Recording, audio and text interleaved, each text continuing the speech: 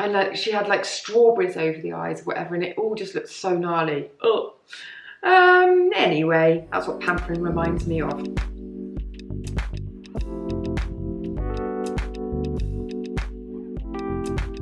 Hi everyone, welcome back. Face moisturisers in this video, and the ones that I have been using the most. The seasons are changing, our skin is changing. This is the time when I tend to get really dry and it feels sort of stretched across my forehead. But I still tend to get oily in my sort of pre-period hormonal week. So I've got quite a few different types of straightforward moisturiser to show you today.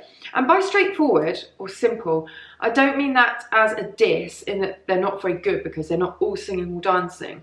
They kind of are all singing or dancing, these moisturisers, in that they're just brilliant, but they don't have a particular ingredient lean, as in they're not like a retinol cream or a vitamin C cream. They are just really, really good, solid, all-round great at moisturising and protecting the skin and helping to strengthen the skin's barrier, which is what we want from a moisturiser, basically. So the first one, and I've mentioned this a lot, is the Toleriane Fluid from roche-posay. Now roche-posay do loads of different types of Toleriane. It's formulated for very sensitive skin or sensitised skin or skin that's, you know, allergic. This one I particularly like because it's oil-free, but it is so hydrating. So if you have sort of spotty skin, acneic skin that's, you know, like you feel quite oily and you don't want a rich, heavy moisturiser, but you need the hydration, coughing fit interlude, this is the one for you. Really inexpensive. You just can't go wrong with this. If you've got much drier skin, it feels sort of dry, crepey, then they do the rich creams as well, which would be more suited. They also do a night cream, but I just think this one is always well worth mentioning because some people say, or lots of people say, you know, I don't want to use an oily, rich moisturiser because my skin is quite oily, but it feels dehydrated. This is just a classic. It's not fragranced. You just can't really go very wrong with that. Now, the one that I have used most for the past couple of months is this brand that I am not familiar with at all, but I love this cream. It's Dr. Roebuck's No Worries Hydrating Face Moisturiser. Number one thing I love about it is this has got to be my favourite ever packaging type for a moisturiser. You don't need to keep putting a lid back on if you're using it every day.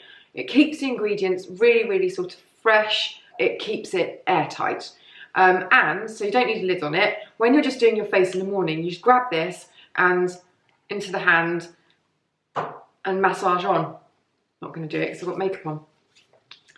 But I've decided over all the time, I've got loads and loads of moisturisers beside me next to the sink in the bathroom.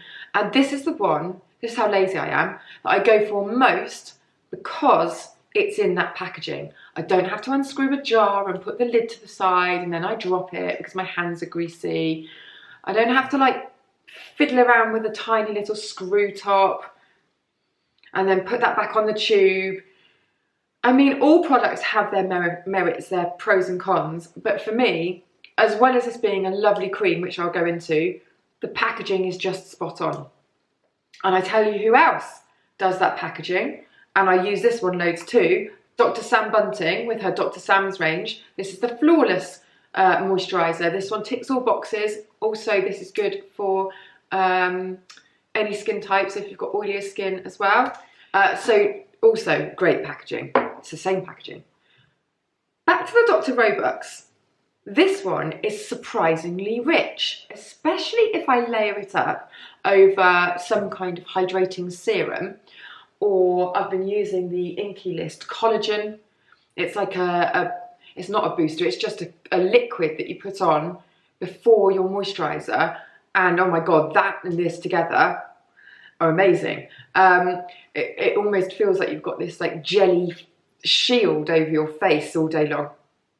But it's just gorgeous. It's not a greasy finish. I've got it on my hand now. But you won't like it if you've got oily skin. This will not be for you. If you've got dry skin and you like to have a base to your makeup that's already slightly dewy, it's so nice. But I have to admit, a lot of the charm for this, for me, And the reason why I keep going for that one and not a jar is simply because it's one move. Take it, pump it. What's that game that you have that's got all the different things? Twist it, flick it, spin it, bop it. Oh, I don't know. Anyway, why am I even talking about that? This is great. Really, really lovely. It's made me want to try lots more of Dr. Roebuck's products, which I haven't got around to yet, but I shall. So I've used, that is probably my most used moisturiser of the last, let's say, 2 months. This one I use a lot as well. Beauty Pie Japan Fusion Supreme Cream. I use loads, but I can't find it because I was shooting it for something and now I've lost the pot. This I use loads, and I feel terrible because this is such a tiny, tiny British independent brand, and I've had a blog post drafted about this cream for so long, and it keeps just getting missed out when I go through my edits, and I will do it. But I use it loads. This is probably my 2nd or 3rd jar of this. It's just the Nutrient Boost Day Cream. Very simple. It's got rosehip and vitamin E, essential fatty acids. So it's just a lovely, I wouldn't use it on oily skin actually, but it's just a lovely, sumptuous, but non-heavy, doesn't leave your skin feeling really greasy cream. So again, perfect base for makeup. Says day cream, it doesn't have any sunscreen in it, which is something to note with, I mean, with most day creams actually. I feel like I've gone very fast through this. It wasn't supposed to be a particularly heavy, in-depth video. It was quite literally, I had all my moisturisers lined up and I thought I'm just going to tell you which ones I've been using. The last one, and this is a new pot of this, so well, I've used quite a bit actually. This is Frankincense Intense Lift Cream. It's from Neal's Yard Remedies. It gets a special mention just because, do you know sometimes you just have beauty products, well you might not, but beauty products that you use for the sensorial experience. I'm not saying that the results of this aren't great, that it's not a great cream in terms of formula, but the smell of it, it's frankincense. I find it so unbelievably grounding. There are very few scents and essential oils that really do that to me, that it sort of makes me slow down and re-center, not to get too, not to be too like woo about things, but the smell of it just does something to me. I love frankincense, and I think Neal's Yard Remedies do the best frankincense stuff. They've got a cleanser, a cream cleanser, which is the frankincense one, which is just amazing. If you've never tried it, if you've got slightly oilier skin, it's great on slightly oilier skin actually. If you've got slightly oilier skin and you want a cream cleanser that isn't too heavy, doesn't leave too much of a residue, it's beautiful. But the whole range is lovely. And so this is the lift cream. They've got loads of different types of face cream for different things. But that is gorgeous. So I've been using that as a little treat because I feel that I've been quite stressed.